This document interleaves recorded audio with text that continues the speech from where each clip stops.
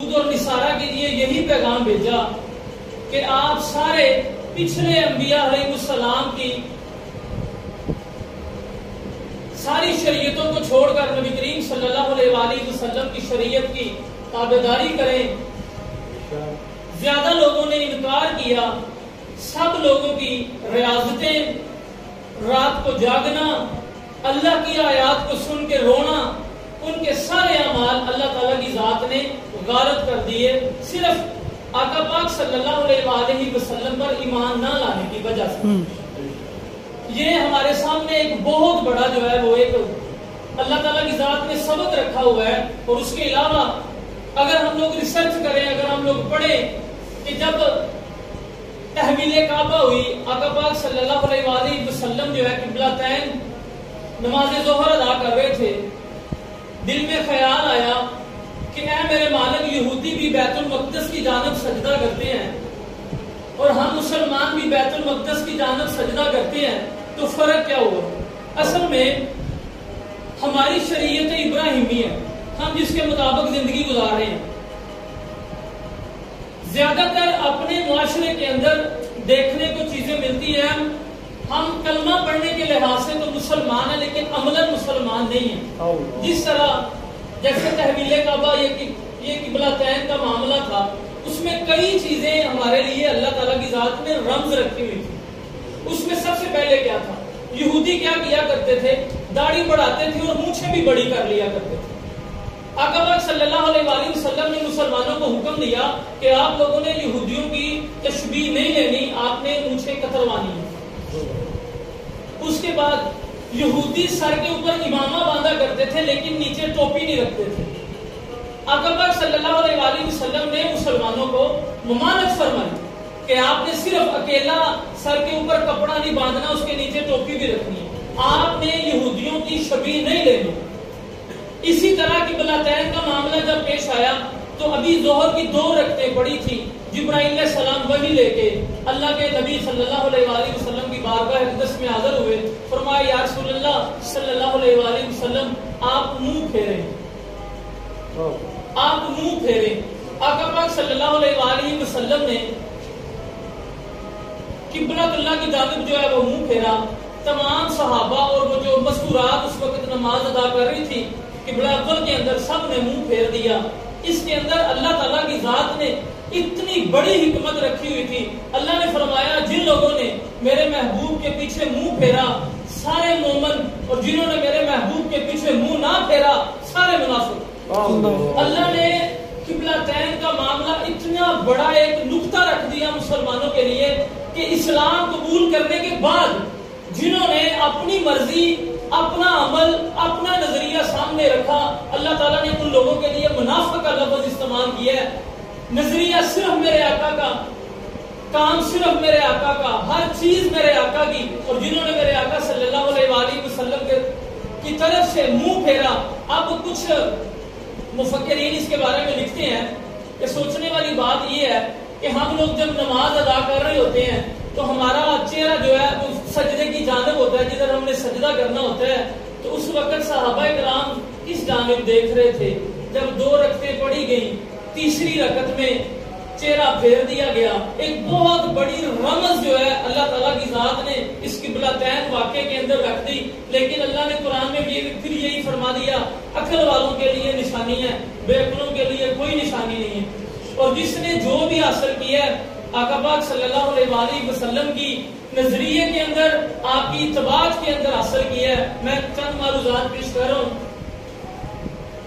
میرے آقا صلی اللہ علیہ وآلہ وسلم کی گھر کی ایک لونڈی تھی کہ پرانے وقتوں کے اندر گھروں کے اندر غسل خانے، واش روم نہیں ہوا کرتے تھے. ان لوگوں نے کچھ برتن رکھے ہوتے تھے رات کے لیے، اس میں پیشاب کر کے چارپائی کے نیچے رکھ دیتے تھے. صبح فجر کے وقت جب نماز پڑھنے کے لیے اٹھتے تھے تو برتن صاف کر کے دوبارہ رکھ دیا جاتا تھا. آقا پاک صلی اللہ علیہ وآلہ وسلم کی ایک لونڈی تھی میرے آقا صلی اللہ علیہ وآلہ وسلم. نعوذ باللہ من ذالک، ہم یہ نہیں کہہ سکتے کہ آقا پاک صلی اللہ علیہ وآلہ وسلم بھول گئے تھے، نعوذ باللہ من ذالک، ہمارا یہ عقیدہ نہیں ہے. لیکن آزمائش تھی کسی انسان کی، اور ہمارے لیے وہ حکمت تھی کہ آقا پاک صلی اللہ علیہ وآلہ وسلم نماز پڑھنے کے لیے تشریف لے گئے. اور میرے آقا صلی اللہ علیہ وآلہ وسلم جب نماز پڑھنے کے بعد گھر میں واپس آئے تو پوچھا وہ برتن کدھر ہے جس کے اندر پانی پڑا ہوا تھا؟ تو اس لونڈی نے کہا یا رسول اللہ صلی اللہ علیہ وآلہ وسلم میں نے تو وہ نوش فرما لی ہے، میں نے تو پی لیا ہے۔ آقا پاک صلی اللہ علیہ وآلہ وسلم نے پوچھا واقعی تو نے پی لیا ہے؟ اس نے کہا یا رسول اللہ میں نے نوش کر لیا ہے۔ سرکار نے 3 بار پوچھا، فرمایا جا قیامت تک اللہ تعالیٰ کی ذات نے تجھ پہ ہر بیماری حرام کر دی۔ یہ میرے آقا صلی اللہ علیہ وآلہ وسلم کی اطاعت کا ایک جگہ میں پڑھ رہا تھا، نبی کریم صلی اللہ علیہ وآلہ وسلم نے حجامہ کروایا۔ حجامہ اس یہ سنت طریقہ ہے، اسلامی طریقہ ہے، تو اس سے نا خون نکلتا ہے۔ آقا پاک صلی اللہ علیہ وآلہ وسلم نے اپنے ایک صحابی سے فرمایا کہ یہ خون باہر کسی کھیتوں میں جا کے انڈیل آئے۔ وہ صحابی رسول وہ خون لے کر گئے، لیکن جب واپس آئے چہرے کے تاثرات بدلے ہوئے تھے، چہرے کی رنگت بدلی ہوئی تھی، عجیب نور چہرے پہ آیا تھا۔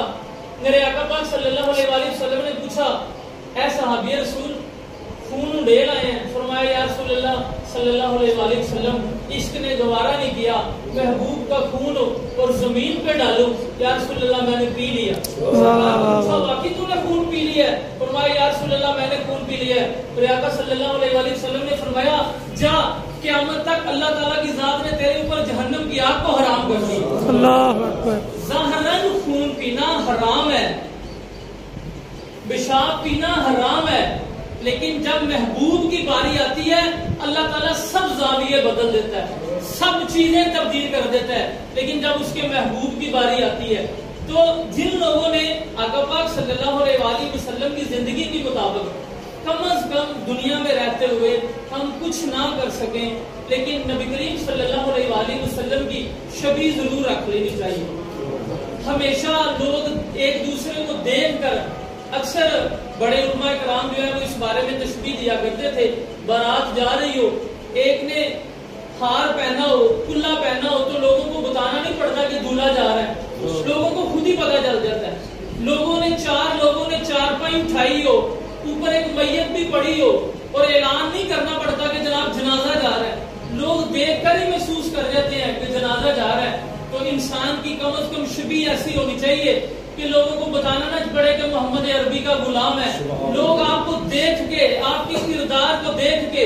میں ایک جگہ پہ پڑھ رہا تھا قیامت کا دور ہوگا، قیامت کا ٹائم ہوگا، اعلان ہوگا بلال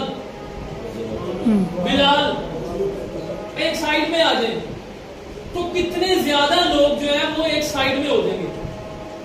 اللہ تعالیٰ کی ذات فرمائے گی کہ میں نے تو حضرت بلال حبشی کو بلایا تھا، فرمایا یا رسول اللہ میرے مالک ہمارا نام بھی بلال تھا۔ اللہ فرمائے گا جب میں نے بلال کے نام پہ سب کو بخش دیا۔ سبحان اللہ۔ اس کے غلاموں کا یہ عالم ہے، وہ اتنی غفور و رحیم ذات ہے، اور اس کے محبوب اگر میرے آقا صلی اللہ علیہ وآلہ وسلم کی اتباع جو ہے وہ اتنی کریم آقا کی اتباع جو ہے جس کے اندر برکتیں ہی برکتیں ہیں، رحمتیں ہی رحمتیں ہیں، لیکن لوٹنے والا نہیں ہے۔ ہمیں دنیا نظر آتی ہے، ہمیں نظر آتا ہے کہ ابھی بڑا ٹائم پڑا۔ میں ایک بزرگ تھے، میں نا کالج میرے پاس آتے تھے، میں نے ان سے عرض کی، میں نے کہا آپ اس طرح کریں، تقریباً کم و بیش آپ کی 60 سال عمر ہو گئی ہے، آپ اس طرح کریں کہ داڑھی مبارک رکھ لیں۔ کہتے ہیں سر جی ابھی بڑا ٹائم پڑا ہے، ابھی بڑا ٹائم پڑا ہے۔ میں نے کہا بابا جی آپ کے پاس کیسے ٹائم ہے؟ کہتے ہیں نہیں سر وہ نا بندہ داڑھی رکھ لینا تو بندہ ضعیف لگتا ہے۔ ہماری سوچ ایسی ڈیولپ ہو چکی ہے کہ داڑھی رکھنا جو ہے نا، داڑھی رکھنا ہمیں لگتا ہے کہ شاید انسان ضعیف ہو جائے گا، لیکن کم از کم ایسی شبیہ ضرور ہونی چاہیے کہ جب ہم قیامت میں یا قبر میں اللہ کے حضور پیش ہوں تو کم از کم اسی کی لج پہ اللہ تعالیٰ کی ذات کو حیا اور شرم آ جائے۔ جس طرح میرا اللہ فرماتا ہے کہ میری امت کا جو ضعیف ہے اس کی حیا میری حیا ہے، اس کی حیا میری حیا ہے۔ تو یہ ساری نعمتیں، ساری فضیلتیں، سارے انعامات ہمیں اگر کسی ہستی کی وجہ سے اگر مل رہے ہیں تو وہ صرف میرے آقا صلی اللہ علیہ وآلہ وسلم کی ہستی ہے۔ میں آپ کو سناتا ہوں میرے آقا کا مقام کیا ہے کہ غزوے کا دور تھا، غزوہ شروع ہونے لگا، جنگ شروع ہونے لگی۔ میرے آقا صلی اللہ علیہ وآلہ وسلم نے صحابہ سے کہا کہ مال غنیمت چاہیے۔ سارے صحابہ اپنی توفیق اور استطاعت کے مطابق گھر سے سامان لے کے آئے۔ تاریخ گواہ ہے اس چیز کی، اور تاریخ تڑپتی ہے اس چیز کے اوپر کہ ایک عورت، ایسی عورت آئی جس نے دودھ پیتا ہوا بچہ اپنے بازوؤں کے اوپر رکھا ہوا تھا، اور وہ لائن میں انتظار کر رہی تھی کہ کب میری باری آئے اور میں آقا پاک صلی اللہ بارگاہ اقدس میں اپنا مال پیش کر سکوں. لیکن جب وہ میرے آقا صلی اللہ علیہ وآلہ وسلم کے سامنے آئی تو اس نے دونوں ہاتھوں سے بچہ میرے آقا کے سامنے پیش کر دیا. میرے آقا صلی اللہ علیہ وآلہ وسلم نے فرمایا یہ کیا ہے؟ اس نے کہا یا رسول اللہ صلی اللہ علیہ وآلہ وسلم دنیا کا مال تو میرے پاس نہیں تھا, میرے پاس کچھ بھی نہیں تھا, لیکن ایک دودھ پیتا بچہ تھا. میں نے کہا ایسا نہ ہو کہ کوئی ایسی چیز نہ رہ جائے جو میرے آقا صلی اللہ علیہ وآلہ وسلم کی ذات پہ قربان نہ ہو, تو میں بچہ آپ کی خدمت میں پیش کرتی ہوں. میرے آقا صلی اللہ علیہ وآلہ وسلم نے فرمایا میں اس بچے کا کیا کروں؟ تو اس عورت نے کہا یا رسول اللہ صلی اللہ علیہ وآلہ وسلم جب آپ پہ تیروں کی برچھار ہو رہی ہو تو اس وقت میرا بچہ سامنے کر دیجیے گا, آپ کو تیر نہ لگے. ان لوگوں کے عشق کا ایسے تھوڑی اللہ تعالیٰ کی ذات نے قرآن کے اندر فرما دیا رضی اللہ عنہ ورضی عنہ, اللہ ان پہ راضی ہے, وہ اللہ پہ راضی ہے. چھوٹی ڈگری ہے کسی انسان کو دنیا میں رہتے ہوئے اللہ فرما دے کہ یہ جنتی ہے. آقا پاک صلی اللہ علیہ وآلہ وسلم مسجد نبوی میں بیٹھے ہوئے ہیں تو صحابہ کا مجمع بھی بیٹھا ہوا ہے. تو میرے آقا صلی اللہ علیہ وآلہ وسلم نے فرمایا یہ جو آدمی مسجد میں داخل ہونے لگا ہے یہ جنتی ہے. صحابہ بڑے حیران ہوئے اور بڑا شوق بھی تھا کہ دیکھیں کون جنتی ہے جن کو کریم آقا سرٹیفکیٹ دے رہے ہیں کہ یہ جنتی ہے. ایک صحابی رسول داخل ہوئے, نماز پڑھی, وہ چلے گئے. دوسرا دن پھر آیا, سرکار نے فرمایا مسجد کے اندر جو داخل ہونے لگا جنتی ہے, وہی صحابی رسول جو پہلا دن تھے. تیسرا دن آیا پھر وہی, سرکار دو عالم صلی اللہ علیہ وآلہ وسلم نے فرمایا ابھی جو مسجد میں داخل ہونے لگا جنتی ہے. صحابہ دیکھنے لگے وہی آدمی تھا. ایک صحابی رسول نے نبی کریم صلی اللہ علیہ وآلہ وسلم کی بارگاہ میں عرضی پیش کی یا رسول اللہ میں ان کے ساتھ رہنا چاہتا ہوں اور میں دیکھنا چاہتا ہوں کہ کون سا ایسا عمل ہے جس کی وجہ سے آپ کی بارگاہ اقدس میں اس کو جنتی ہونے کا سرٹیفکیٹ ملا ہے.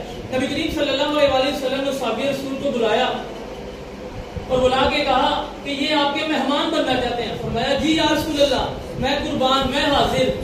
وہ آپ کو گھر لے گئے. اب صحابی رسول اس کال میں تھے کہ میں دیکھوں کہ اس صحابی رسول کا کون سے ایسا عمل ہے کہ جس کی وجہ سے مالک نبی کریم صلی اللہ علیہ وآلہ وسلم نے 3 دن اس کو جنتی ہونے کا سرٹیفکیٹ دیا. آپ نے دیکھا کہ وہ رات عشاء کی نماز پڑھ کے جب گئے ساری رات سوئے رہے, لیکن جو صحابی رسول عمل چیک کرنے کے لیے گئے تھے ان کو ساری رات نیند نہ آئی. وہ دیکھتے رہے کب اٹھتے ہیں, کب نوافل پڑھتے ہیں, کتنی صوت و سلام کے پابند ہیں, ساری رات نوافل میں گزارتے ہیں. انہوں نے کچھ نہ کیا, عشاء کی نماز پڑھی, سو گئے. صبح پھر فجر کی نماز پڑھنے نبی کریم صلی اللہ علیہ وآلہ وسلم کی بارگاہ میں, اور رات پھر ہوئی, پھر دیکھا پھر وہی معاملہ, صرف عشاء پڑھی, سو گئے.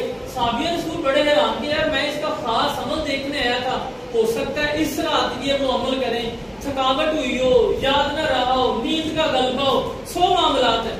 تیسرا دن جب پھر ہوا پھر وہ آپ کے ساتھ آپ کی مہمان نوازی میں تھے. تیسرا دن پھر انہوں نے ویسے ہی کیا, عشاء کی نماز پڑھی, سو گئے, ساری رات سوئے رہے. اب بڑے حیران ہوئے کہ یار اتنا بڑا مرتبہ جنتی ہونے کا کریم آقا کی بارگاہ سے ملا ہے اور ساری رات یہ بندہ سو کے گزارتا ہے. آپ صبح جب اٹھے فجر کی نماز پڑھ کے آئے تو آپ نے پکڑ لیا, آپ نے کہا یار بات سن.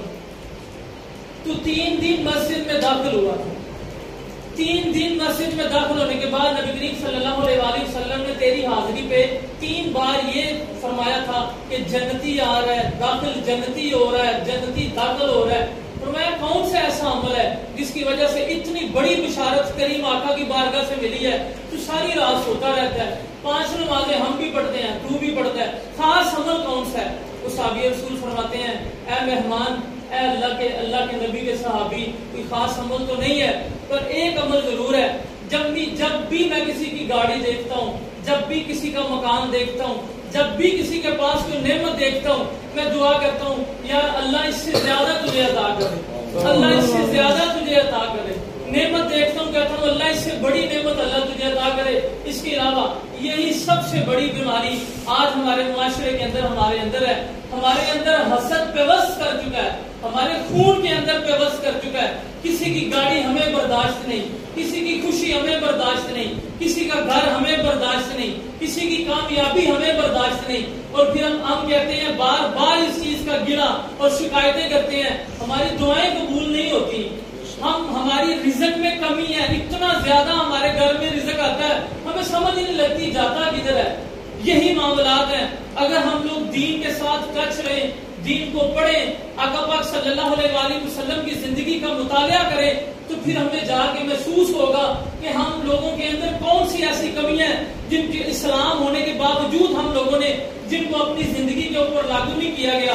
غزوے کا وقت تھا, آقا پاک صلی اللہ علیہ وآلہ وسلم نے فرمایا مال چاہیے. ایک عورت آئی, اس عورت نے کپڑے کے اندر کوئی خاص چیز پکڑی ہوئی تھی. جب وہ کریم آقا کی بارگاہ میں حاضر ہوئی, اس نے حاضر ہو کے آقا پاک صلی اللہ علیہ وآلہ وسلم کی بارگاہ کے اندر وہ کپڑا پیش کر دیا. آقا پاک صلی اللہ علیہ وآلہ وسلم نے جب وہ کپڑا کھولا اور کپڑا کھولنے کے بعد دیکھا اس کے اندر اس عورت کے سر کے بال تھے. آقا پاک صلی اللہ علیہ وآلہ وسلم, ظاہراً عمل یہ حرام ہے عورت کا, بالوں کو کینچی لگانا, لیکن جب کریم آقا کی بارگاہ آتی ہے ہر زاویے بدل دیے جاتے ہیں, ہر چیز بدل دی جاتی ہے. آقا پاک صلی اللہ علیہ وآلہ وسلم نے اس عورت سے کلام کیا اور پوچھا میں ان بالوں کا کیا کروں؟ فرمایا یا رسول اللہ دنیا کا مال تو میرے پاس نہیں تھا اور کچھ بھی نہیں تھا, یہ ایک سر کے بال تھے, مجھے یہ تھا محبوب کی جانب سے یہ آواز آئی ہے کہ مال چاہیے, تو سرکار اس سے بڑا میرے پاس مال نہیں تھا اور میں نے سارے بال اپنے سر کے اتار کے آپ کی بارگاہ میں پیش کر دیے ہیں. تو سرکار نے فرمایا میں اس کا کیا کروں گا؟ فرمایا آپ اپنی گھوڑی کی باغ بنا لیجیے. تو ایسے کمال لوگ تھے جن کو اللہ پاک کی ذات نے سرٹیفائیڈ جنتی کہا ہوا تھا, اور ان کی زندگی ہمارے لیے مشعل راہ ہے. زندگی کے اندر جیسی مرضی مشکلات آئی ہوئی ہیں, جو مرضی ہے, آپ لوگ صحابہ کی زندگی کو پڑھیں, نبی کریم صلی اللہ علیہ وآلہ وسلم کی زندگی کا مطالعہ کریں. دیکھیں لمحہ فکری ہے ہمارے لیے. اکثر لوگوں کو دیکھتے ہیں نا, اللہ تعالیٰ معاف فرمائے, اللہ تعالیٰ ہدایت کی توفیق عطا فرمائے, مسجد میں داخل ہوتے ہیں, لوگوں کو مسجد میں داخل ہونے کا پتہ نہیں, کون سا پاؤں پہلے رکھیں, کون سا پاؤں پہلے رکھیں. لوگ مسجد سے اکثر جلدی میں باہر نکلتے ہیں, لوگوں کو یہ نہیں پتا مسجد میں کون سا پاؤں باہر پہلے رکھیں اور کون سی دعا پڑھنی ہے. اس سے بڑھ کے ساری چیز چھوڑیں. میں نماز پڑھتا ہوں, میں اکثر دیکھتا ہوں جب تکبیر کہی جاتی ہے نا, اس کا ایک بہت بڑی رمز ہے اللہ تعالیٰ کی ذات نے, اور ایک سنت رسول بھی ہے, سنت صحابہ بھی ہے. اکثر لوگوں کو میں دیکھتا ہوں, یہ سارے نمازی ہیں ہمارے مسجد میں, اکثر دیکھا جاتا ہے کہ جب تکبیر کہی جاتی ہے نا سارے کھڑے ہو جاتے ہیں, یا چند ایک دو بیٹھے ہوتے ہیں, سارے کھڑے ہو جاتے ہیں. شریعت کا مسئلہ آپ لوگوں کے سامنے بیان کر رہا ہوں.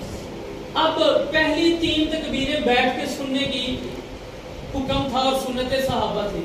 اللہ اکبر, اللہ اکبر, اشہد ان لا الہ الا اللہ, اشہد ان محمد رسول اللہ, اور حی علی الصلاۃ کے اوپر اٹھا جاتا ہے جب تکبیر کہی جاتی ہے. اس کا جواب دینا بھی فرض ہے انسان. اب اس کے پیچھے سنت صحابہ کیا تھی؟ جب مسجد نبوی تھی اور میرے آقا صلی اللہ علیہ وآلہ وسلم حجرہ اما عائشہ کے اندر تشریف فرما ہوتے تھے, اور میرے آقا صلی اللہ علیہ وآلہ وسلم جب نماز پڑھانے کے لیے حجرہ اما عائشہ سے جب باہر تشریف لاتے تھے نا, تیسری تکبیر کے بعد تشریف لاتے تھے. جب کہا جاتا تھا اشہد ان محمد رسول اللہ, حی علی الصلاۃ, جب یہ تکبیر کہی جاتی تھی, ادھر سے اما عائشہ کے حجرے سے میرے آقا صلی اللہ علیہ وآلہ وسلم جماعت کروانے کے لیے تشریف لاتے تھے, اور جیسے ہی صحابہ میرے آقا صلی اللہ علیہ وآلہ وسلم کو دیکھتے تھے اٹھ جاتے تھے. یہ وہ سنت ہے, اکثر دیکھا گیا ہے. حالانکہ اہل سنت والجماعت کی مسجدوں کے اندر یہ سنت لازمی ادا کی جاتی ہے.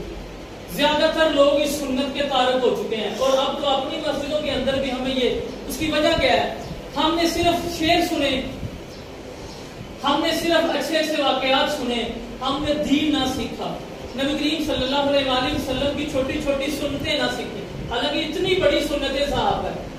حالانکہ میں نے اکثر دیکھا تکبیر کہیں جا رہی ہو تو جناب لوگ کھڑے ہو جاتے ہیں پہلی صف, اور پہلی صف کا اتنا مقام ہے, پہلی صف کا. ہمارے اکثر نمازی یہاں مسجد کے صرف پنکھے کے لیے دوسری صف میں کھڑے رہتے ہیں.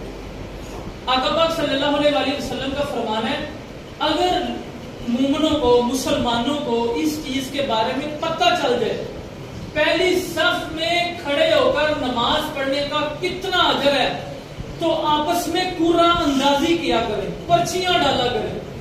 آج میری باری ہے, 10 پرچیاں جس کی نکلی 10 پہلے کھڑے ہوں. فرمایا اگر لوگوں کو پتہ چل جائے پہلی صف میں نماز پڑھنے کا کتنا اجر. آج ہم پنکھے کے لالچ میں دوسری صف میں کھڑے ہوتے ہیں. آج ہم دوسری صف میں اس لیے کھڑے ہوتے ہیں کہ مولوی صاحب کے ساتھ کسی نماز دعا نہ مانگنی پڑ جائے اور جلدی جلدی فرض پڑھنے کے بعد پیچھے جا کے سنتے ادا کریں اور گھر جائیں. دکان چھوڑ کے آئے ہیں, گاہک کہیں واپس نہ چلا جائے. 100 لوازمات انسان کے دل کے اندر, دماغ کے اندر چل رہے ہوتے ہیں, اور ہم عملی لحاظ سے مسلمانیت سے بالکل دور ہو چکے ہیں. ایک بڑا ہی دل کو سکون دینے والا ایک واقعہ ہے, آخری کر کے میں اجازت چاہتا ہوں. حضرت ابوبکر صدیق رضی اللہ تعالیٰ عنہ غزوے کا وقت ہے. نبی کریم صلی اللہ علیہ وسلم نے فرمایا کہ مال چاہیے. حضرت عمر فاروق, حضرت عثمان غنی آئے. حضرت عمر فاروق آئے, سرکار نے پوچھا کیا لے کے آئے ہیں؟ تو عرض کی یا رسول اللہ آدھا مال گھر چھوڑ آیا ہوں, آدھا آپ کی خدمت میں لے آیا ہوں. اب سارے صحابہ دیکھ رہے ہیں کہ غارے یار جو ہے وہ نہیں آ رہی. اب ہمارا ایک ایسا دور سٹارٹ ہو چکا ہے کہ ہم بجائے کہ نیکیوں اور اعمال کے اندر لوگوں سے آگے بڑھیں, ہم روپے پیسے کے اندر آگے بڑھیں. بڑی بڑی بلڈنگیں بنا رہے ہیں, حالانکہ آقا پاک صلی اللہ علیہ وسلم کا فرمان ہے قرب قیامت دور ہوگا, اتنی بڑی بلڈنگیں بنیں گی کہ ایک دوسرے کا چھت دوسرے کی چھت پہ نہیں ہوگا. ایسے ہی لینڈر دیکھ لیں, ہمیشہ دوسرا لینڈر دوسرے سے اونچے ہی جائے گا. قرب قیامت ہے, اور آپ نے فرمایا تھا غلیظ ترین لوگ ہوں گے. حضرت موسیٰ علیہ السلام کی 966 سال عمر ہوئی, ایک جھونپڑی میں رہا کرتے تھے. اگر دھڑ اندر ہے تو پاؤں باہر ہے, پاؤں اندر ہے تو دھڑ باہر ہے. گھر ہی نہیں بنایا. ایک آپ کے پاس ایک عورت آ گئی, اس نے کہا یا نبی اللہ دعا فرمائیں, دعا فرمائیں, میرے بچوں کی عمر بڑی تھوڑی ہوتی ہے. پوچھا کتنی عمر ہوتی ہے؟ اس نے کہا جی 1000 سال, 1500 سال, 1200 سال. یا نبی اللہ یہ عمر تو نہیں ہے نا, آپ دعا فرمائے اللہ میرے بچوں کا لمبی عمر عطا فرمائے. حضرت موسیٰ علیہ السلام فرماتے ہیں اللہ کی بندی, تجھے پتا ہے اللہ کے آخری نبی آئیں گے, اللہ کے آخری نبی آئیں گے, ان کی امت کی عمر 50 سال, 60 سال, امت کی عمر 70 سال ہوگی. وہ عورت بڑی حیران ہوئی, کہتی یا نبی اللہ وہ ہنسیں گے بھی, وہ ہنسیں گے بھی. فرمایا وہ اچھی زندگی بھی گزاریں گے. اللہ کے نبی فرماتے ہیں تم سے اچھی زندگی گزاریں. یا نبی اللہ وہ گھر بھی بنائیں گے, وہ گھر بھی بنائیں گے. اللہ کے نبی نے فرمایا تم سے عالی شان گھر ان کے ہوں گے. فرماتی یا نبی اللہ میرے بچوں کی بڑی عمر, اتنی کافی, بہت بڑا لمحہ فکریہ عمر. تو وہ لوگ اس وقت اعمال کے اندر, نیکیوں کے اندر آگے جاتے تھے. ہم نے آج بلڈنگیں بنانی شروع کر دی, بینک بیلنس بنانا شروع کر دی. لوگوں سے آگے جانے کی حوث جو ہے ہمیں اللہ سے دور کر دی ہے. شاکر صاحب اپنی کتاب میں لکھتے ہیں جتنا انسان رزق کے پیچھے بھاگتا ہے نا, اتنا رازق کے پیچھے بھاگے نا, اس سے آدھا تو انسان اچھی زندگی گزارے. ہم اتنا رازق کے پیچھے نہیں بھاگتے, حالانکہ رزق انسان کو موت کی طرح تلاش کرتا ہے. جس طرح انسان کو موت تلاش کرتی ہے ایسے رزق تلاش کرتا ہے. ہم رزق کے پیچھے بھاگ رہے ہیں اور رازق کو ہم نے چھوڑ دیا. حضرت ابوبکر صدیق کا انتظار ہو رہا ہے کہ حضرت ابوبکر صدیق کیا نبی کریم صلی اللہ علیہ وسلم کی بارگاہ میں لے کے آتے ہیں. دیکھا جا رہا ہے حضرت ابوبکر صدیق رضی اللہ تعالیٰ عنہ نے گٹھری اٹھائی ہوئی ہے, کریم آقا کی بارگاہ میں لا کے رکھ دی اور ایک سائیڈ میں بیٹھ گئے. آقا پاک صلی اللہ علیہ وسلم نے دوسروں سے یہ سوال پوچھا تھا کیا لے کے آئے ہیں, لیکن جب صدیق اکبر کی باری آئی میرے آقا صلی اللہ علیہ وسلم نے حضرت صدیق اکبر سے پوچھا صدیق گھر کیا چھوڑ کے آئے ہیں؟ حضرت صدیق اکبر فرماتے ہیں یا رسول اللہ گھر اللہ اور اس کے رسول کو چھوڑا. اور اتنی عاجزی کے اندر آقا پاک صلی اللہ علیہ وسلم کی اس سائیڈ میں آ کے بیٹھ گئے اور بوری کا لباس پہنا ہوا ہے اور اس کو پی کر کے کچھ نہ پوچھے کیسا مقام تھا یہ, کیسا مقام تھا یہ, بوری کا لباس پہنا ہوا ہے اور سرکار کی بارگاہ میں اور عاجزی کے ساتھ آ کے جب بیٹھے تو آقا پاک صلی اللہ علیہ وسلم اسی دورانے میں حضرت جبریل امین علیہ السلام نبی کریم صلی اللہ علیہ وسلم کی بارگاہ اقدس میں حاضر ہوئے. اور جب وہ حاضر ہوئے تو حضرت جبریل امین نے بوری کا لباس پہنا. سبحان اللہ. نبی کریم صلی اللہ علیہ وسلم نے فرمایا کہ جبرائیل خیر ہے آج کس لباس میں آپ تشریف لائے؟ تو عرض کی یا رسول اللہ صلی اللہ علیہ وسلم آپ کے یار کی ادا اللہ کو اتنی پسند آئی ہے. اللہ نے کہا ہے کل کائنات کے اندر جتنے فرشتے ہیں سارے آج بوری کا لباس پہنا. یا رسول اللہ میں بھی آیا ہوں لیکن اللہ کا پیغام لے کے آیا ہوں. اللہ یہ پوچھ رہا ہے میرے نبی سے جا کے پوچھو، اپنے یار سے پوچھ کے بتائے کیا وہ اس حال میں اپنے اللہ سے خوش ہے. وہ خود کہتا ہے اس کو کسی کی نمازوں کا کوئی اثر نہیں ہے. قبول کرے نہ کرے، کسی کا عمل قبول کرے نہ کرے، اس پہ کسی قسم کا کسی کو کوئی گلہ نہیں ہے اور نہ احسان ہے. لیکن ایک وقت ایسا آیا تھا، محبت اور عشق کی ایسی داستان رقم ہوئی تھی کہ اللہ کی ربوبیت بھی تڑپ گئی کہ آپ نے جبرائیل کو بھیجا جا پوچھ کے اللہ کے یار سے کہ اللہ کے یار کا جو یار ہے وہ اللہ کے اس حال پہ راضی ہے. اقبال کی قلم اٹھی، اقبال نے کہا خود ہی کو کر بلند اتنا کہ ہر تقدیر سے پہلے خدا بندے سے خود پوچھے بتا تیری رضا کیا ہے. بس بس جتنا قدر نہ میرے صاحب نو وڈیائیاں، میں گلیاں دا روڑا کوڑا تے میل چڑھایا سائیاں. اور خواجہ فرید صاحب بولے اے تن میرا کنگھی ہوئے تے میں زلف سونے دی واواں، پوش میرے دی بن جائے جتی تے میں سونے دے پیری پاواں. جے سونا میرے دکھ وچ راضی تے میں سکھ نو چلے ڈاواں. یار فریدا کتھے مل پے سونا اونوں رو رو حال سناواں. اللہ کے حضور دعا ہے اللہ تعالیٰ ہمیں حق سننے، حق سمجھنے اور حق بولنے کی توفیق عطا فرمائے. وما علینا الا البلاغ المبین.